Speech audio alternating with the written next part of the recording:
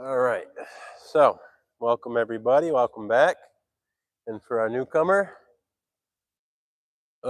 this is history of the Bible. So this is getting to know how the Bible got to be what it is today. So what we reviewed in the previous classes, we went through the languages in the Bible and how they translated to English. What? Yeah, it's on. Nice. We went through the languages of the Bible and how they came into our English translations today, and the history of how the translations were used and made over time. And we talked about we got into some history around the Bible, like parallel records of the Old Testament, some like Egyptian writings and Canaanite writings and artifacts that paralleled biblical history, events, and places. We got into a little bit of prophecy, and that brings us to today. We're gonna start focusing a lot on the New Testament and the history around it and how we got it, and then as we move forward, we'll focus more on Jesus himself. But today is going to be very much a New Testament day. So yeah, let's get rolling. So New Testament and Christ's resurrection. We're going to mostly get through just New Testament today. Mainly a lot of focus on the Gospels, okay? Because the Gospels are, that's Jesus. That's the part about Jesus, and Jesus is the foundation and central figure, and he is Christianity in some way. It is about him. So the history around the Gospels themselves are probably the most important history to understand, and even to understand, to communicate this to other people. If there's anything you need to prove Christianity, it is centrally the Gospels. Proving the Old Testament, every detail of the Old Testament's accuracy isn't nearly as important as showing that the New Testament and the Gospels are an accurate record of Jesus Christ, his life, his death, his resurrection, what he said and what he did. Okay. So a touch of review here. There's 5,800 Greek copies of the Bible that we have, and 19,000 in other language. And remember, these are manuscripts, and that means what?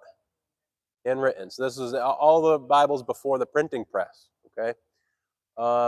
There's a textual critic, probably a leading Christian textual critic, named Dan Wallace. He says, of all the textual differences we know about in the Greek manuscripts, less than 0.1% of all the differences are meaningful. And by meaningful, he means they're more than just spelling and grammar. Okay, so most of the errors and variants, meaning how one handwritten copy looks different than another, it's just spelling and grammar issues. They misspelled a word as they copied it, right? Or they put the wrong grammatical structure in the word, or something like that. Simple stuff. So he's saying that 0.1% are meaningful, meaning that they accidentally put the wrong word in. Or I showed you a couple examples last class where someone put in like an entire half a sentence of commentary into the middle of 1 John, right? But over time, we get to see that. We can see that in these manuscripts. We get to see, oh, this lineage had a change in it, and we even know when it happened. We can see it in the history of these things. So this is a lot for this time. This is a ton. I mean, you're lucky to have just handfuls of copies of most other writings from this day. We've got 5,800. So how close to the original text do we have? The original text would be the autographs. The biblical writers would have kept an autograph besides sending others to the recipients. So they'd make a copy for themselves, send one to the church, and maybe send a bunch to a bunch of churches. Usually there were many recipients, so there were many autographs sent out. Each autograph was copied many times by each church or recipient. So they'd send out, they'd have a few of these at least, and they would immediately be copied many times. We can see that early church scholars like Irenaeus, Origen, and Tatian immediately began to pick out and correct mistakes in copies. And again, the mistakes were 99% spelling and grammar. Mistakes were easy to spot because they varied from the many other copies of the text. So you see right away in church history, there's these I guess you could call them, they're a little bit nerdy like me, okay? That we're interested in the people that are interested in the history, okay? These were guys who were church fathers who took the initiative to preserve the text, to verify and authorize the text, and say this is the text from the disciples. This is the foundation of our church. Then when there were other texts that were like Gnostic texts, like things that were kind of like New Age-ish and varied from Christianity, but may have even had some similarities. They said, no, this isn't ours. We don't read this. This is just somebody else writing some nonsense. They may have even mentioned Jesus' name in it or pretended that they knew him. There's a few books from the 2nd century, so the 100s to 200s AD. There's a few books that pretend to know Jesus. They pretend to be people who knew him. But the early Christians just said, no, this one's not legit. This has nothing to do with us. This is just somebody writing something random. These are our texts. So these were immediately preserved and sort of cradled in this protective bubble of Christianity. And there were these guys who said, this is what is legitimate. This was immediately legitimatized. Okay. We have 12 copies of biblical text from the 2nd century. So that's the 100s AD. Okay. These aren't going to be entire New Testaments because, again, the canon wasn't made yet. It wasn't all bound into one book yet. They were loose leaf books. It was a pile of books rather than being bound into one book, right? In the 3rd century, you got 64. In the 4th century, you have 60. And I put that asterisk there because that is when we actually, instead of having a pile of books, we bound it into one book and called it the canonized Bible. That's our canon, the single binding on one text. And throughout this time, we have over 1 million quotes from church fathers' writings. So you can pretty much reconstruct the Bible from just quotations of other people writing about the Bible. Okay, so that adds a lot more legitimacy too, because you see what was there at what time, and what you don't see? You don't see people quoting scripture that isn't in our Bible. There's not things like that happening. There's no evidence to say that the Bible's been significantly changed in any way, really. Beyond what I reviewed last class, which was like a couple words thrown in here and there on accident, or a parallel passage getting kind of shifted over and looking like the matching text, something, and those are very, very rare. We pretty much covered most of them last class, and there's not very many. And we find more copies of this stuff every year. All right, we're still uncovering more of these. So the evidence is actually getting better, and the accuracy of our Bibles are getting better over time, especially in the last 100 years. We have really, really sharpened the Bible to its original accuracy, thanks to the Dead Sea Scrolls and the internet being able to share these things. And we've had an explosion of different translations in the last few decades.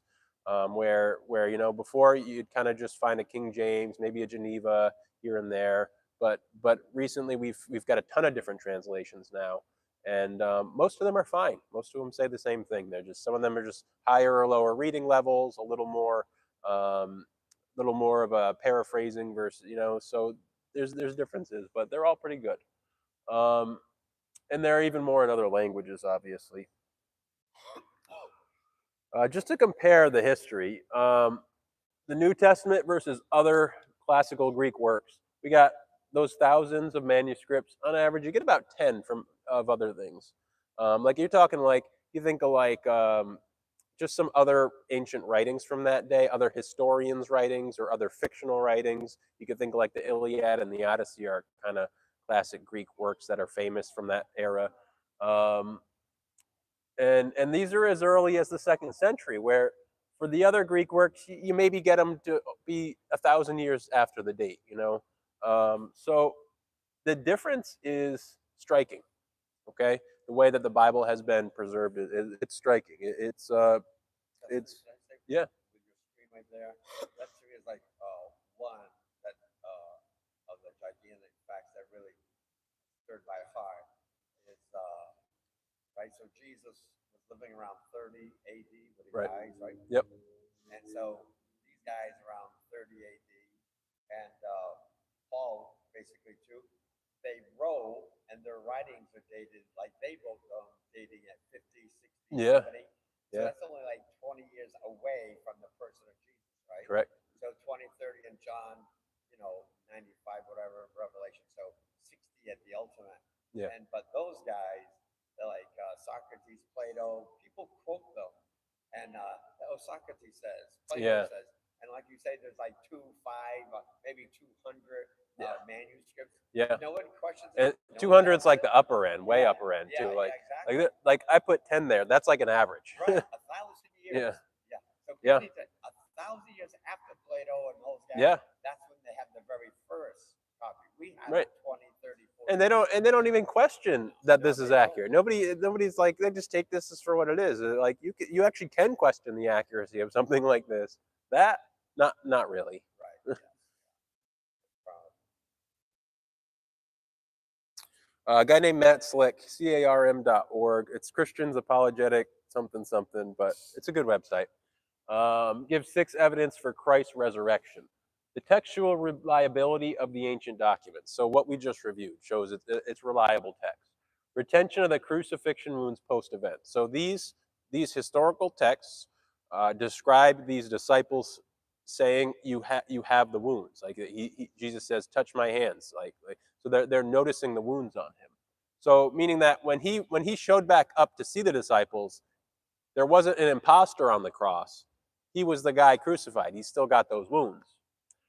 Post-death appearances to many people. So there are many witnesses, and the Bible. And we're actually going to go through some of the passages that speak about the witnesses, and there's a lot of them actually. Prophetic fulfillment. We went through a little bit of that last week. We talked about how Daniel actually gave a timeline that led right to Jesus' ministry starting. Accounts written by eyewitnesses. Almost all the Gospels, well, they're written by eyewitnesses or people who knew the eyewitnesses, or they were, but for the most part, straight from eyewitness sources. And we'll go through those details, but these accounts are from eyewitnesses. And no counter historic information. Like I said, there's no text, there's no commentary showing text that is missing from the Bible, and there's no historians saying that Jesus didn't exist. There's only historians saying he did exist, and he did get crucified, and he did appear to do miracles, and he did have a big following of people around him. Those are the things we can verify from even hostile sources who didn't like Jesus, verified all those facts. All right. I'm going to need my notes for these guys. All right. This is my grandpa. No one said. Yeah, he's from he lived 1900 years ago, and all right, Eusebius from about 300 AD, Papias from about 100 AD. These guys tracked the Gospels into the 1st century. The authors of the Gospels were recorded by Eusebius and Papias. And Eusebius, okay, so we don't have Papias's direct writing. What we have is Eusebius quoting Papias's writing, saying that Papias was told the authors of the Gospels by the Apostle John directly. Okay? So John told Papias who wrote these Gospels. Eusebius records Papias' writings. Papias' writings are lost. Eusebius recorded what he said. Okay? Yeah. Yeah, so their writing would have been Greek. I actually don't know what if they were Jewish or not. I'm not totally sure. But their physical writing would have been in Greek, the Greek language. These two and other writers note that Mark wrote on Peter's account. So Justin Martyr in the 120s AD, Irenaeus 175 AD, Clement of Alexandria 90 AD. So the Gospel of Mark is Peter's account. Mark wrote down what Peter told him. Okay. Peter himself writes on his strong relationship with Mark in 1 Peter 5:13, calling him a son. Irenaeus in 175 AD says Matthew wrote his gospel while Peter and Paul were in Rome, which would actually put Matthew's gospels around 62 to 64 AD. So you have this whole group of early Christians validating the authorship, getting first-hand accounts, and then we had the other ones are maybe second-hand accounts. But we have a lot of these writings validating who wrote these, when they wrote them, and how they got from the apostles to us. So some secular scholars for the Gospels. So these would be like non-Christian, maybe even atheist sources, saying that Wikipedia says the consensus of scholar dates Matthew and Luke to 80 to 90 AD. That's actually not even true. Wikipedia really doesn't do a good job on biblical history. But Columbia College between 70 and 110, give or take 5 to 10 years. So those are a little later than what the history records actually say. So again, Irenaeus in the 2nd century says Peter and Paul were in Rome when Matthew wrote his gospel, early 60s AD. So actually this one could be accurate. You'd be giving 10 years to 70, putting them in the 60s AD. Why do secular sources, they seem later than they ought to? Well, these are just ballparks, and they give usually maximally late dates. So they would kind of rely on like other sources referencing them, things like that. But they would be relying on the absolute hardest concrete data. For example, you've got an early Christian writer from the 90s to 100s AD named Ignatius, who quotes the gospel directly. That would be a concrete writing. But you'd also have to concretely identify when he lived. Okay, so you concretely put him probably in the 90s AD, but that's more soft. If you're going to be concrete, you're probably going to talk the early 100s AD. So then you'd have to say, okay, 100s AD. That's our concrete answer, right? But then you've got these early writers who were talking about earlier dates. So you just have to understand there's a mix of evidence and there's a mix of strength of the evidence. And so these dates are basically just taking the absolute strongest evidence that is completely undeniable and then just saying that's what it is. Whereas there's, when you get a quote when you get a guy quoting and saying, well, he did it while Peter and Mark were in Rome, which is it just happens to be in the 60s, that's a little softer and arguable, right? But I think there's actually a good evidence to put him a little early. But are these dates okay? Yeah, these dates are okay. This would be the very end of the disciples' life, the apostles. This would be they'd be writing these at the very end of their life to match these dates. Obviously, 110 they'd be dead by then, so that's not possible. But yeah, these are fine. They're really not that accurate. Yeah. Yeah. Oh, CE and AD are the same thing.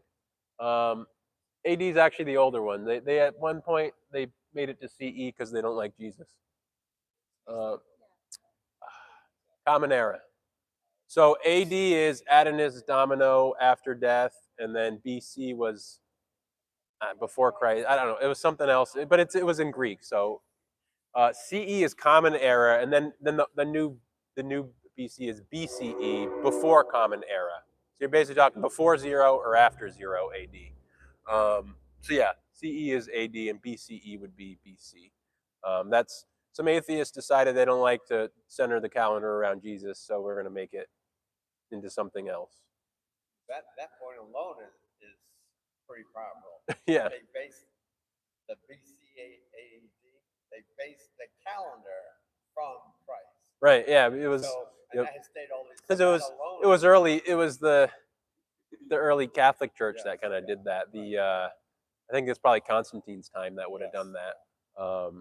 So yeah, but yeah, the calendar is literally was based around Jesus' time. He was actually probably born about 4 BC, not 0, because the dating methods back then weren't quite as sharp as the information we have nowadays. So, we're a little more accurate now, but they get the ballpark. They did pretty good, for the time. They did that. They did pretty good. Let's see. Um, Another piece of evidence is the Gospels. Oh, here's another reason why they struggle to place it before 70 AD. Like you see 70 here and 80 and 90 here. The Gospels reference Jesus talks about the destruction of Jerusalem. He says no brick's going to be left standing here. Right. So he prophesied of the destruction of Jerusalem. So the way a secular scholar looks at that, they say, okay, if he's talking about the destruction of Jerusalem, and that happened in 70 AD, that means that these books had to have been written after 70 AD.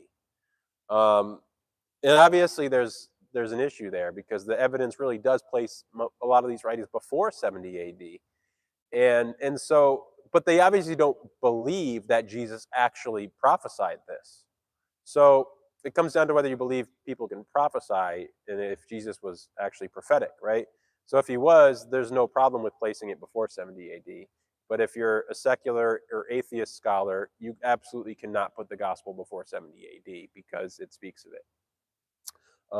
But it's interesting because like Acts doesn't mention the destruction of the temple, so it really was written before that happened. Otherwise, they definitely would have included that detail.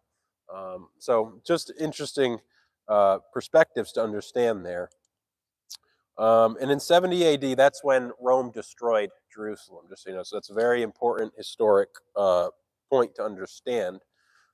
Historian Josephus, a Jewish historian, said the city looked like it had never been inhabited. They leveled it really, really very much to the ground. So let's move on to some more just specific details of the history. Acts.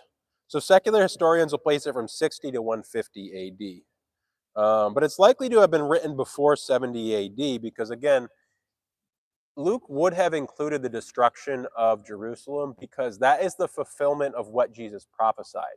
So it was written before that time because the event hadn't happened yet.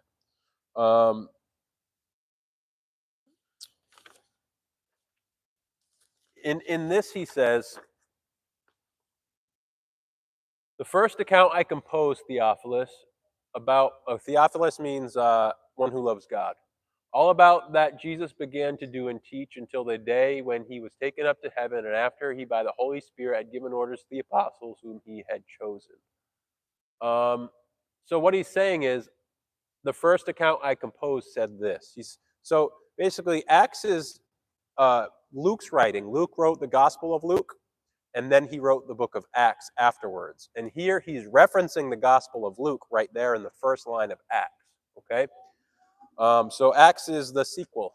We have movies with sequels. Acts is the sequel. Textual critics, these are men who analyze texts, will point to places in the text where they can match Luke's writing to Acts. Like there's no debate whether that Luke and Acts were both written by Luke.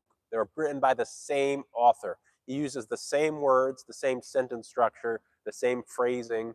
Okay, they were definitely the same guy. So there's no question of that. But the funny thing is, you'll have people that like say that Acts is like in 150 AD, placing it before, or some people will place it before Luke, and like that obviously doesn't make sense because he's referencing Luke right here.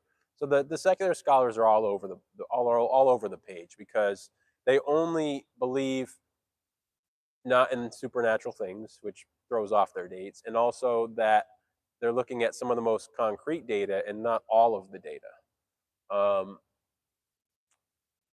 So we'll go through some more details as we go, and there's some really interesting parts here. These guys' lives were interwoven, these early Christians. Luke appears to have used material from Mark's work. So Mark was probably one of the earliest Gospels. And Mark's work was from Peter, remember. And Luke added onto this account what other eyewitnesses had told him, because Luke says right in his gospel, this is eyewitness material. So everything Luke wrote was from eyewitnesses. And Luke was a companion of Paul, the Apostle Paul, during his missionary journeys. And we know Paul met with other apostles as well. They mention each other in their writings. Peter mentions Paul, Paul mentions Peter, Peter mentions other guys. So moving on to Paul. Paul's writings date to the 50s to 60s AD. Okay, they're considered the earliest Christian writings, and even atheist scholars don't debate this. This is just accepted facts by everybody. 50s to 60s AD for Paul's writings. Okay, so they're very early because Jesus died at about 30 AD. So Paul's writings were just 20 years later. Okay. Everyone agrees on the dates. There's internal evidence where he gives his testimony throughout some of these writings. So, and it's the same testimony as other writings, and the same one that Luke records about Paul. So you have a lot of internal agreements in the texts. And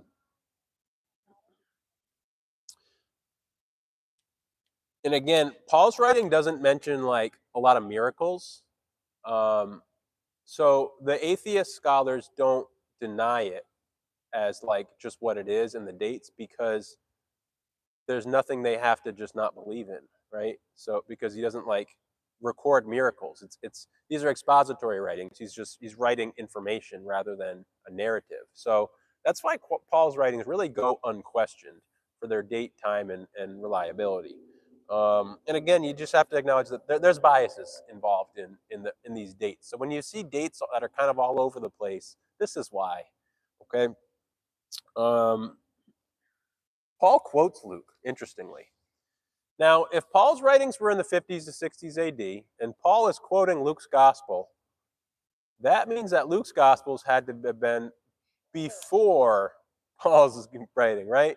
But the secular scholars will say, well, Paul's in 50 to 60 and Luke was in 70, 80, 90, 100, right? And it just doesn't add up, okay? It doesn't add up. So in 1 Timothy, Paul says, "For the scripture says, you shall not muzzle the ox while he is threshing, and the laborer is worthy of his wages." He's directly quoting Luke, word for word. The Greek is word for word, exactly a quote of Luke. It's Luke 10:7, and it's Jesus's words, word for word in Greek. And so with Acts being before 70 AD, and Luke before Acts, this places Luke's gospel in the early 60s AD or earlier. So, meaning that Luke was traveling with Paul in the 50s AD, and by 60 AD, he had written his gospel, okay? And the Acts came probably within the next 5 years.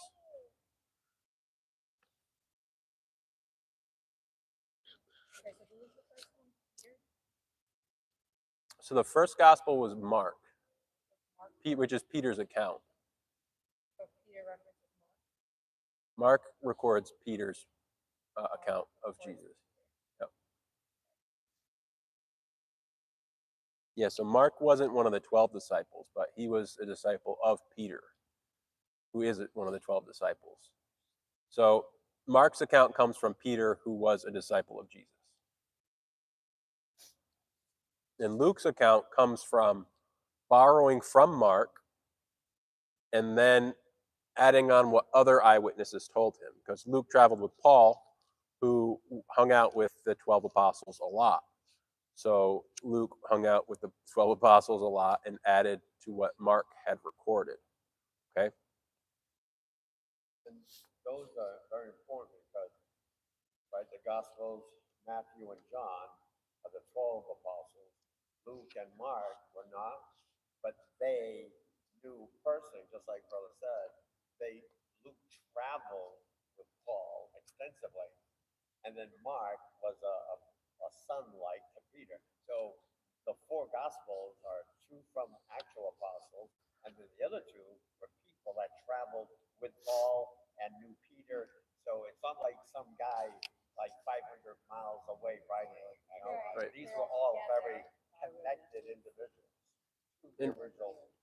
And here's an example of the connections of these people, right? So in the book of Acts, Luke records Paul and Timothy being together in Acts 16, right? And this is Paul's writing to Timothy, quoting Luke, right? Yeah, it makes you dizzy. It's like Luke's second book references Paul and Timothy. Paul writes to Timothy, Timothy and quotes Luke, which is Luke's first writing, and then Luke's second writing again, just go in the circle. What we have is a circle of connections. That's what I should do. I should make, you know what? Next year, I'm going to make this into a chart. And you're just going to see a web of just.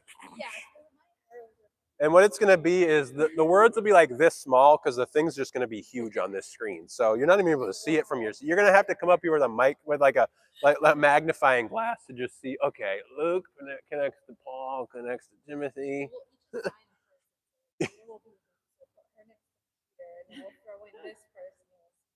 And then we'll act it out like a skit.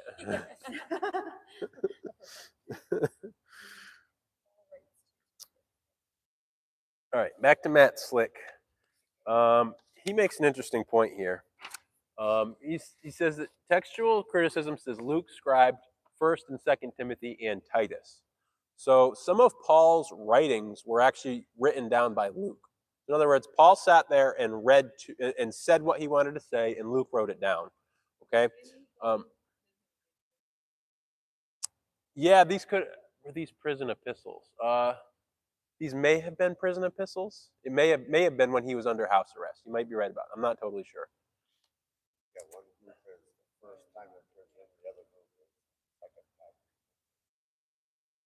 time. So this correlates his time with Paul that we see in Acts, which was in the 50s AD. And this place is Luke's writing from before that time. There's also other times where Paul paraphrases gospel teaching, such as in Romans. He's quoting Jesus saying things like, to fulfill the whole law, love your neighbor as yourself. And then John also does the same in multiple places, and Matthew does it a second place here. So in other words, Romans has these two places where he's referencing what Jesus says in Matthew and John. That's the point, okay? So Paul was quoting Jesus multiple times throughout his writings. And sometimes it's a little hard to notice it, but it's there. And there's more than this. This is just stuff that I noticed along the way and kind of took notes of. But there's a ton of this stuff.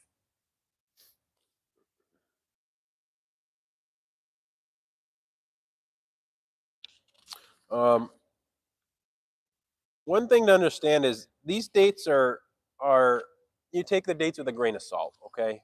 None of it's exactly perfect. These are ballpark dates. They didn't have a dating system back then, so it's not like they put a date and time on their books. This didn't exist. But don't be fooled by the biases of some secular scholars. There's a lot of great resources showing that we can be sure of the dates, times, and people and accuracy of the text in information like this. All right, if I were to say the word synoptic gospels, synoptic sounds like synonym. Okay, that means same. A synonym is a word that's the same. Okay. So synoptic means synonym, meaning Matthew, Mark, and Luke are the same in a lot of ways. So what happens is Matthew and Luke borrow from Mark a lot. Okay, Mark's short, it's a short one. Matthew and Luke take almost all of Mark and then add a bunch more to it. So Mark's 16 chapters long. Matthew and Luke you're talking like 20 to 30 chapters long. And so they took those 16 chapters and just added more chapters onto it. They didn't even have chapters, but writing, I'm talking about the bulk of writing, okay? Interesting point here. There's been a theory of something called the Q source, meaning the Q source being an early set of notes. And here's why.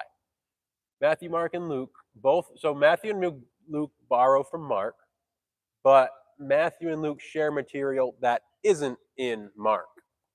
So they all borrow from Mark, but then there's some other things that the other two share that Mark doesn't have. And Matthew and Luke have different perspectives of the same stories. That's an important point.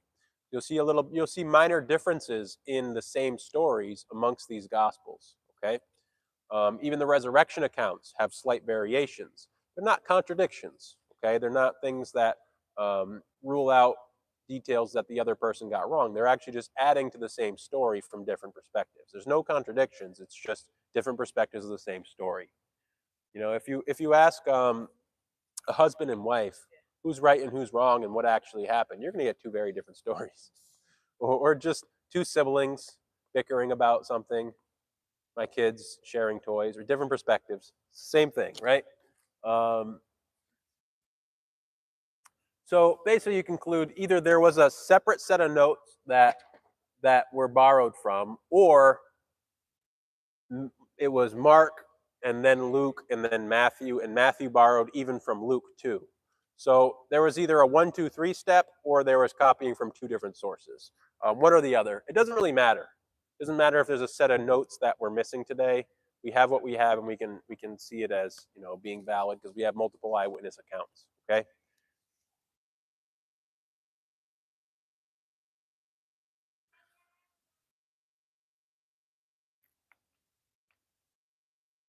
This is just a timeline. Okay. Old Testament, New Testament. I don't know why I stuck this here. I don't know what I was getting at, but it's here and it's colorful and it's nice. The Old Testament spans from 3000 BC to 430 BC. Then there was a period of silence, 400 years of silence from the prophets. Then you have New Testament starting about 4 BC at Jesus' birth, going to about 60 AD with the book of Acts. And then all the epistles kind of go around the time of the book of Acts. Okay, so that's kind of your timeline. But their 400 years not like our, right? Like, Yeah. So 430 BC was about the last of the prophets' writings. Okay, or the last of the history being recorded. That was the last prophet, and then between that, for 400 years, there was no prophets and no Bible text being written by prophets because there were no prophets, and then it wasn't picked up again until the New Testament. So the apostle, John the Baptist would have been the first prophet in 400 years, basically. Jesus would have been the second prophet in 400 when they years. say that someone is named Jesus, they don't really. Yes, they do. In the Old Testament, you're talking? Yeah. It's like that. So you're talking about writings from over here, okay? Right after Jesus, they changed it to bring the 65 days, but basically, so that won't change the answer. All right, I see what you're asking. Okay. These are years like ours, legitimate years. When you go into Genesis and read a genealogy of somebody living for 300, 400, 500 years, it's debatable. And it's not nearly as important. No. That's all. We always do. Yeah. Yeah, so the only time you see like lifespan stretched are just in those genealogies in Genesis. Just like I think it's chapter 4 or chapter 5 maybe, where I want to say chapter 5, but one of those chapters in Genesis, you have these genealogies for these long years. I do want to say A lot of people take it literally. Some people don't. A lot of people don't take it literally. It's really not. It's not the centralized point of Christianity. You know, it's something that's debated, and I try not to deal too much with it because it's not as important. You know. I just want to say it is debated, but there are many scientific and literal Christians who believe that literally, give or take 900, give or take, but 900, yes. So there is a large debate, and there are many strong Christians with scientific proof, evidence, not proof, but evidence for the keyword, that those are long years. Yeah. I go into some of that in the next class, varying beliefs class, where I kind of like just say, here's what this side believes, here's what that side believes, and I go through some of that back and forth. All right. I should have probably put this like at the beginning and grounded us in time. Probably maybe next time I'll remember to shift this to the beginning of the class or something like that. It's pretty though. It's pretty. Nice. I like Ignatius. Ignatius is the man. He's the man. It's a cool name too. Cool name. So, according to early church records, Ignatius was a bishop of Antioch, appointed by Peter. Okay, Antioch was the missionary headquarters of early Christianity. That's where Paul launched out of to go into the other regions. It was sort of the capital of Christianity, and that's where the word Christianity came out of. When they first started calling them Christians, interestingly, Antioch did like chariot races. They were a sports city, kind of really like a cultural hub. Okay, very secular and worldly place. Okay, and the word Christian means like little Christ, like a fan of Christ. And it was actually not an endearing term. It was a poking fun at you term.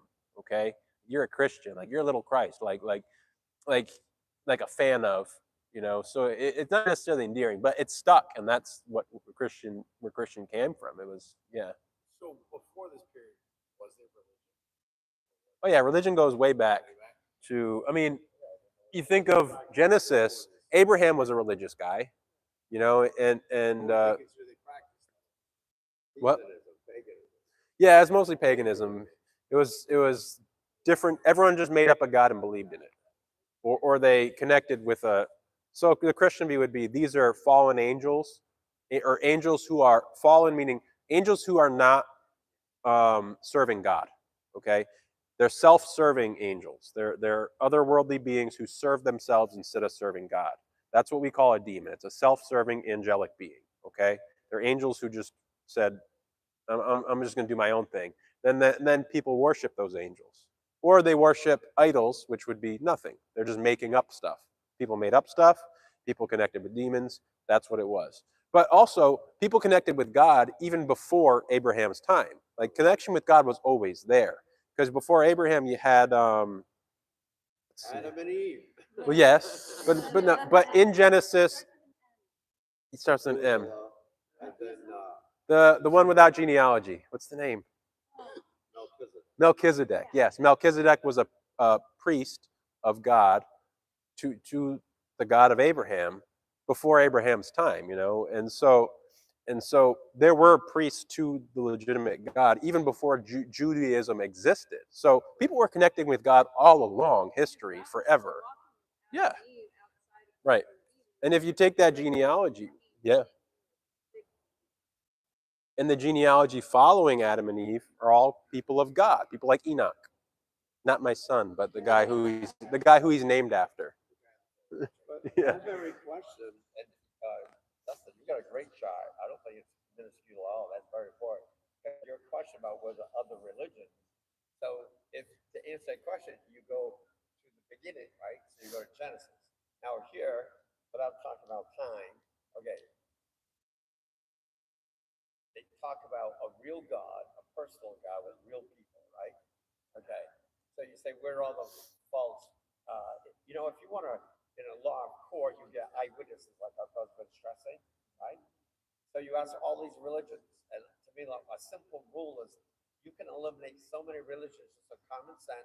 And the rule is, okay, if every religion claims to be the right religion, and you don't do this, and you're in big trouble like hell or whatever, so then let's start from the beginning.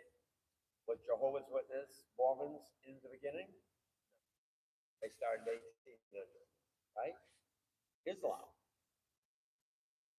Oh. In the beginning? Oh, About 500 for them. 600 Yep. Buddha, Confucius, 500 BC. None of those men were around in the beginning, meaning when was the first human being on earth?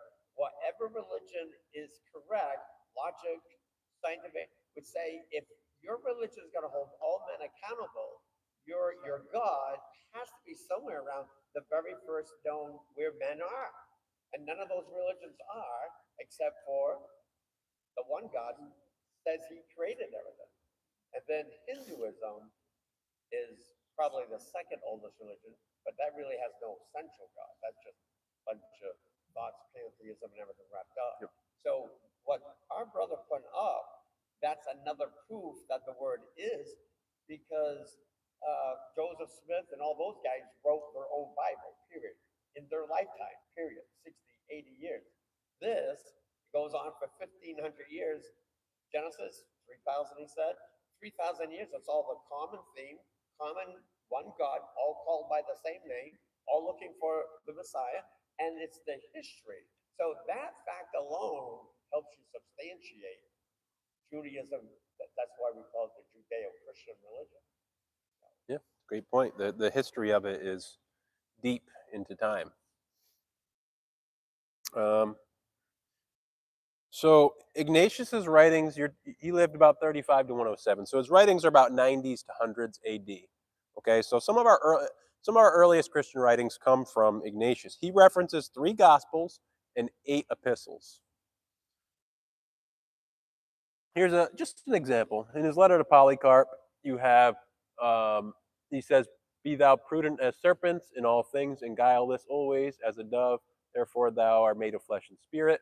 And he's quoting Jesus saying, "As shrewd as snakes and innocent as doves." Why is the wording different there? Do you know? They were translated from Greek.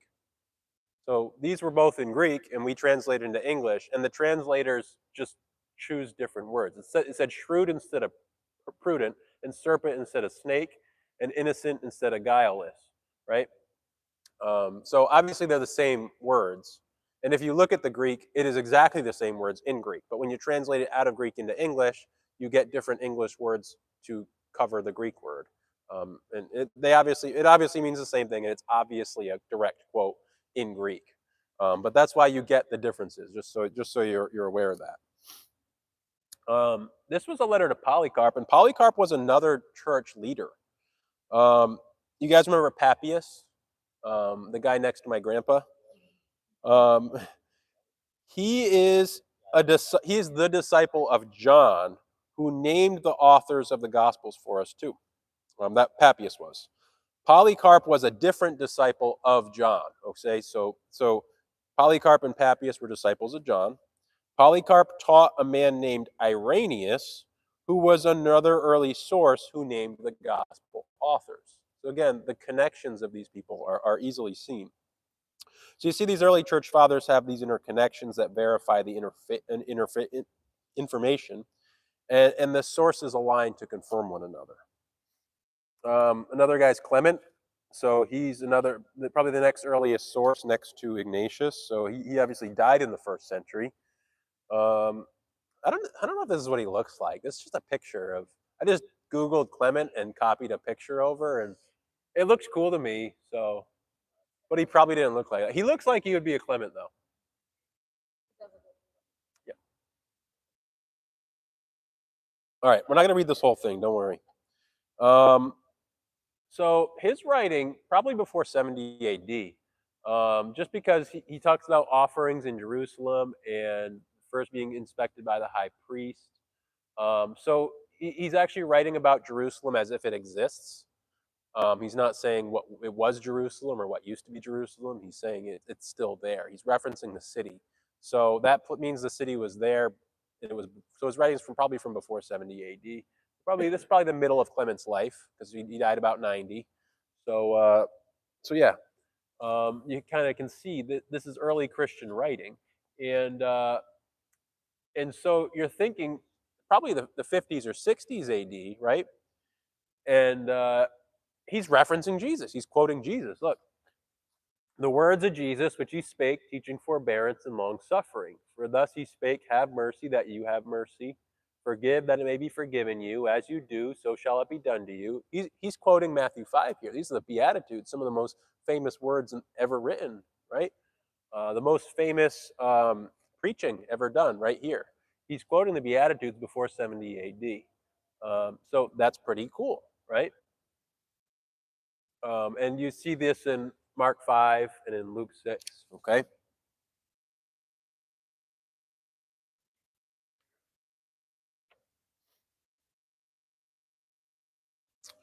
This is another Clement one. There's actually a second Clement, I believe, but the second Clement actually, they don't, some people speculate and say it wasn't from Clement. But first Clement is definitely from Clement, so I'm staying with first Clement. Second being, it's a second letter from him. Okay, that's what first and second mean. So remember the words of Christ, how he said, "Woe to that man by whom offense comes. It were better for him that he had never been born than that he should cast a stumbling block before one of my elect." And he goes on. But the point is, he's quoting Jesus there. He's quoting, it's in Matthew and Luke, that quote. There are others too from the late first and early second century, like Polycarp of Smyrna and Justin Martyr. But there's also not just Christians. There's non-Christian sources. So you get secular sources like this, a record of Emperor Claudius Caesar. So this is a guy named Suetonius.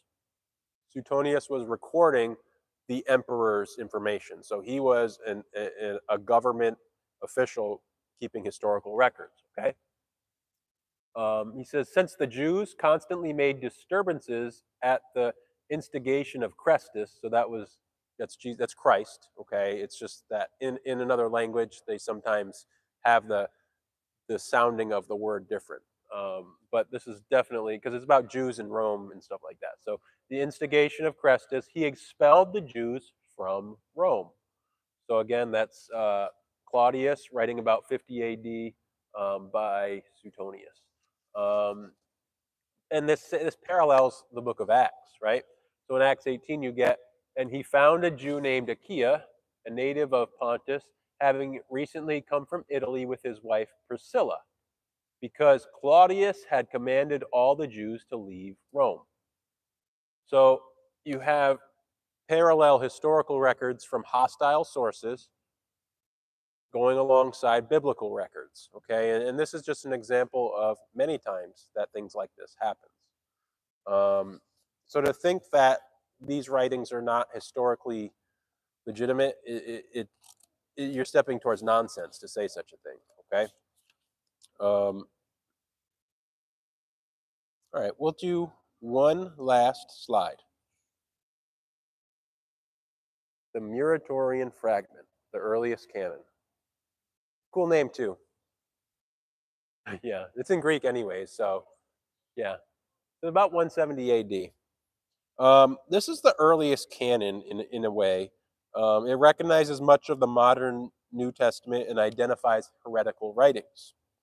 So this means that from an early date, the church had a good sense of which writings were legitimately from the apostles. And it shows us that this information was held and kept sacred and held on to accurately over time. And this isn't the only canon from that time period. But another interesting thing is it's telling you what is from the apostles and what isn't. So there are other things called like the Gospel of James and the Gospel of Mary that are from like hundreds of years later, that are just like, some of them will even borrow from the Gospels and copy stuff over, but then it tells you a story about these people, but they're from a much later date. And even in that time, you've got Christians saying, no, this isn't church writing. This is just somebody writing fiction along the way.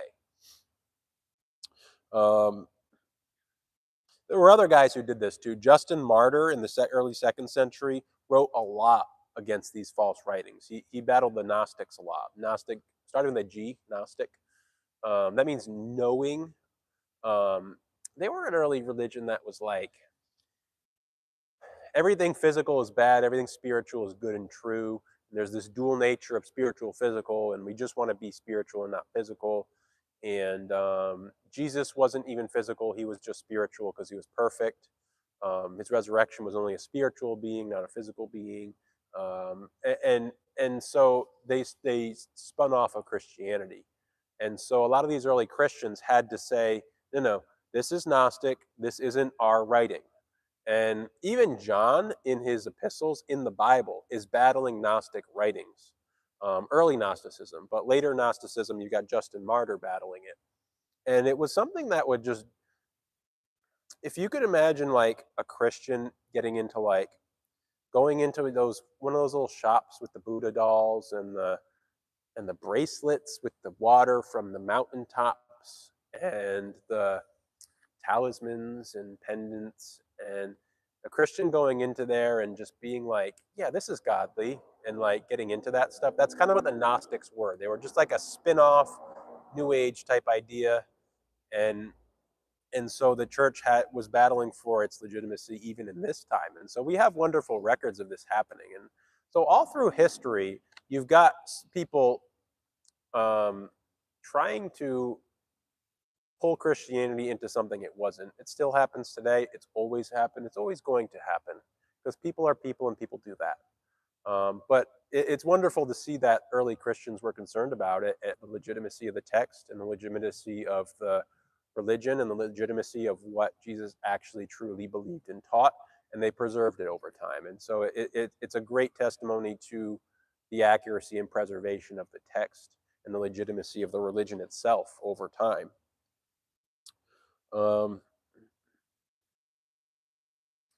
That's that. Next week we go into just the canonization and the qualifications of what gets canonized. Yeah. Let's see. Yeah, we'll save that for next week because that's kind of a long discussion, and we go into a lot of history. So yeah, we'll save that. Comments or thoughts on this stuff? Enough to make your head spin? Hopefully, it's not too much. Yeah. Ask away. I ended like 15 minutes early, so ask away. Louder. We can't hear you.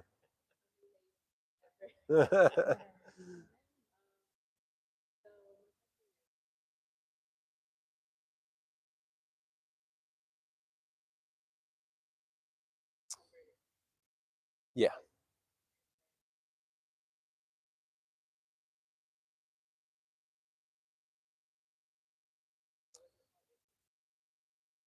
It was. They went into all of Rome for the most part, and even some parts that weren't Rome, like in Asia. But Rome was huge. I mean, it took over like a fifth of the world. So you're thinking Israel's in the Middle East. They went a little bit south and a little bit east, but they mostly went north and west into Europe. So basically, that Mediterranean's that ocean in the middle of Europe, or at the bottom of Europe, and the Middle East is just off to the east of that. So they went from the Middle East, and he went up and over the Mediterranean. And sometimes he'd sail across the Mediterranean to get to Europe. So he basically circled above. Made his missionary trips were mostly above and into Europe. If you think about that.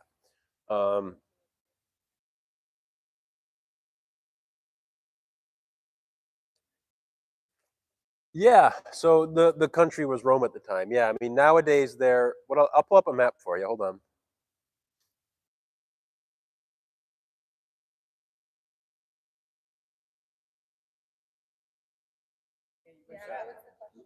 No, what was the question?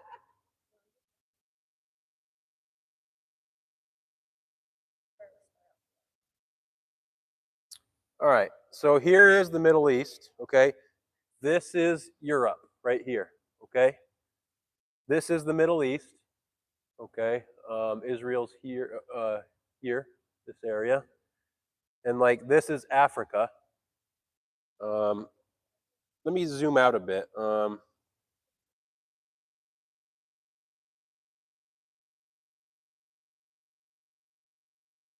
Let's zoom out a bit. Before we zoom in, we should zoom out, right? Okay. There's your world map. We're talking about right here. Okay. Israel is right there under my circle. And Paul's missionary journeys went this way. So he kind of made a few circles here.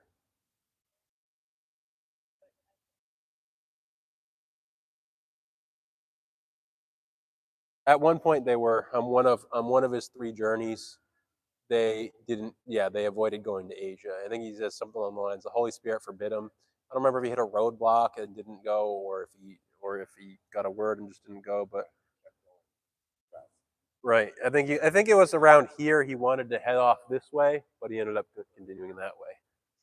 And this actually it labels Asia. It's not Asia as we know it today. That's what they called Asia back then. So obviously these aren't what the countries are called today. The Middle East would be the yellow over here. Technically, I guess this is still in the Middle East, but Europe's going to be here. Basically, I think it would start about here. All right, because you're thinking it's Crete. So Italy's got to be somewhere over here. Right there. Yeah, it'd probably be like right there.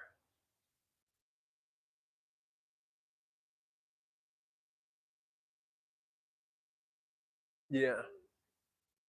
That's modern day. Where Asia, that's like modern day Turkey. Yep. Then you see Achaia, that's like Greece. Athens there.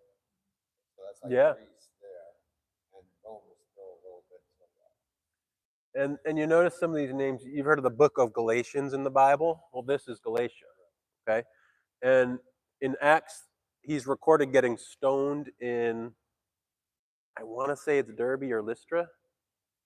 I want to say he's probably Derby. No, Paul gets stoned. I believe it's in Lystra.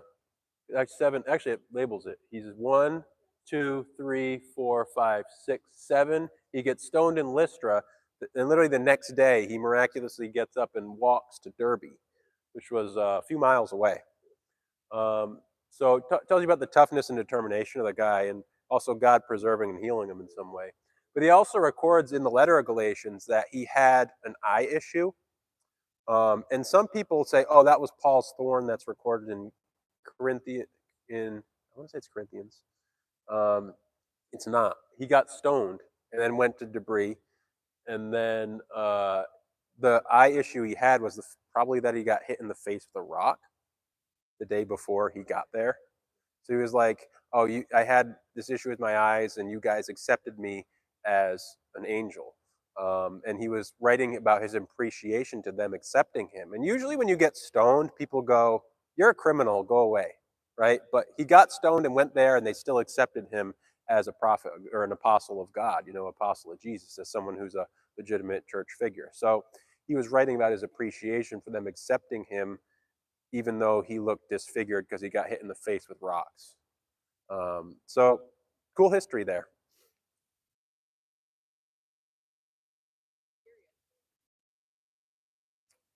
Yeah, some of the names stay the same. Yeah, that is still Syria today. And obviously Israel's still the same. This is just called Judea at the time even. Another really cool map, if we got a minute, would be like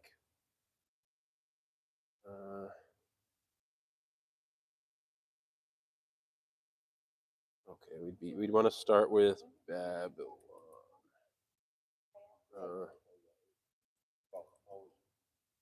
Medo-Persia?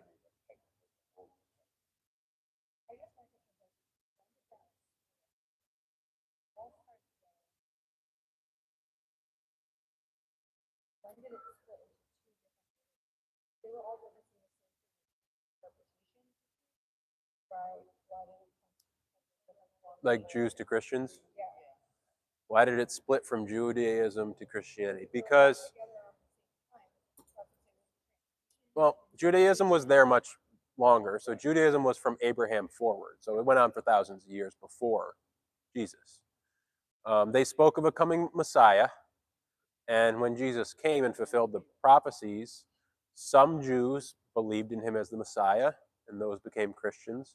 And they stopped practicing. I mean, the Jews who directly converted would still practice Christianity, but the Greeks who adopted Christianity did not practice Jewish customs like practicing the Sabbath and eating kosher. And so there was a big separation there, and getting circumcised was a big debate. The book of Acts largely deals with whether you need to get circumcised, whether a Greek needs to get circumcised to be a Christian, and whether they need to obey the Sabbath to be a Christian. And they ultimately decided no, that the Greeks do not need to adopt Jewish culture and customs and Mosaic law, Moses' laws, the laws that Moses wrote from God to the Jewish people. The Greeks don't need to accept that to be a Christian. And that is the large divide between Judaism and Christianity, where Judaism is practicing these laws that Moses wrote and eating kosher and stuff. And not all the Jews even do that stuff today. They don't always do, but they do the Sabbath. They don't always eat kosher and stuff like that. But that was the major separation. But even the early apostles still kind of practiced Jewish stuff as Christians, but The Greeks didn't. The Greeks who adopted Christianity did not, and they didn't have to, and they weren't expected to, because the Jewish law was for the Jews. It was not for Greeks. Um, and so that was the major divide. And a lot of Jews accepted Jesus, and a lot didn't accept Jesus. Um, when you read the Gospels, you see that the Jewish leaders who were witnessing Jesus, some of them came to him privately and believed in him. Some of them, one of them, had him resurrect his dying daughter. Right, one of them came to him at night, um, and but some of them openly discredited Jesus, saying he's a false prophet because they didn't like what he was saying sometimes, and because he was calling them hypocrites for the things they were doing wrong, and also they expected him to be a military leader. The Messiah was supposed to be a guy who brought a kingdom of God to the whole world. And to them, that was a military leader. But in reality, he was a spiritual leader and a spiritual king. And he spiritually reigns over the entire planet even today. He's the King of Kings and the Lord of Lords. Kings all over the world, presidents all over the world bow to Jesus. That is the only unending empire you could ever create, is a spiritual empire. Physical empires rise and fall, and they always will. But the only legitimate one that doesn't is spiritual, and that is what the Messiah came to do. And so the Jews who rejected Jesus expected a physical leader, and he wasn't that, and that's why they're still Jews and not Christians.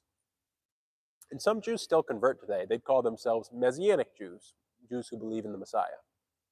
The Messianic Jews are practicing Jewish, they're of Jewish religion and Jewish genealogy. They're genetically Jewish. Um, and they still practice Jewish religion and probably do the Sabbath, and maybe they eat kosher even. But they believe Jesus is the Messiah. So they're technically Christians too, but we call them Messianic Jews because they're genetically, literally Jews and still live in that culture. Yeah. Yeah.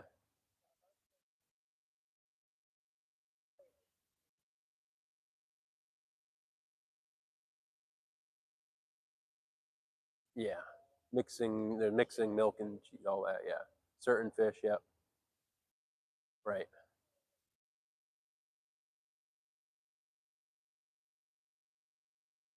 I don't even know all the details personally.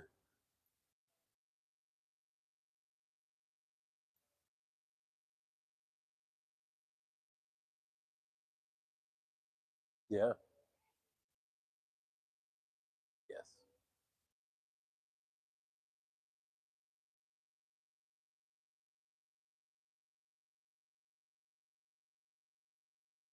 Right. Yeah. Yeah, so that's the book of Acts, Acts 15. Um, it's called the Jerusalem Council, I believe. There was a council of early apostles who these issues were coming up. Did they need to get circumcised? Did they need to eat kosher? And so they ended up just saying, yeah, don't eat blood, don't sacrifice to idols, you don't need to get circumcised, you don't have to do the Sabbath. Like, yeah. Well, that's a different passage, but that's a thing. That's Corinthians though. That's dealing with the same issue in a different text though. She's referencing the Jerusalem Council though. The issue about the blood, which starts all the way back, is that God says, don't eat blood because life is in the blood. So it's like the thing that actually brings life to the human body, and then the blood of Christ. So pagans would eat blood, and that's why they said Yeah. translated It was a pagan practice. the pagan religion. They mixed all that. He's saying don't do the pagans, don't do the really pagan stuff. Basically, it.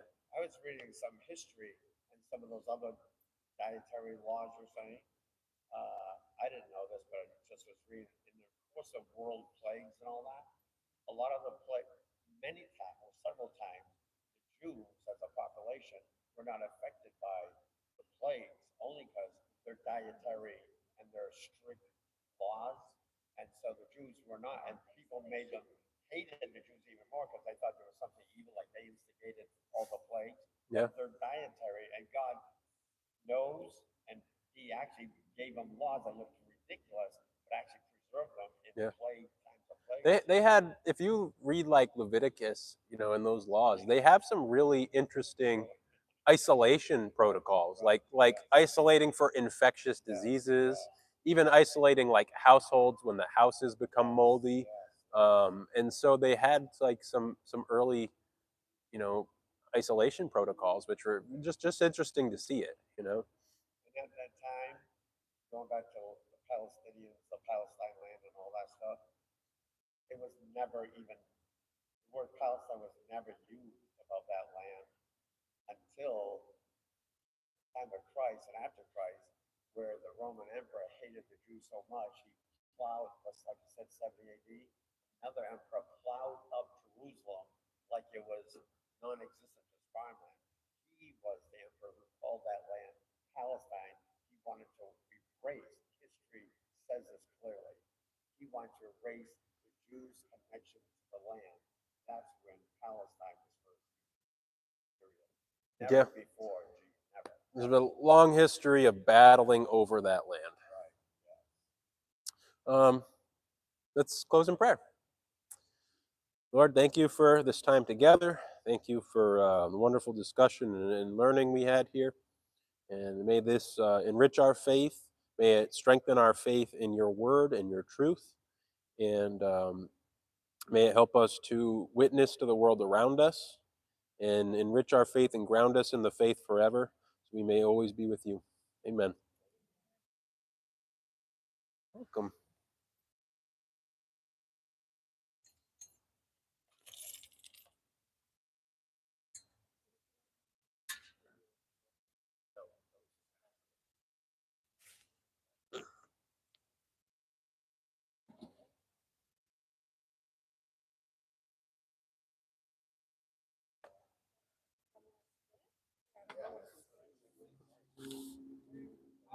Their beliefs.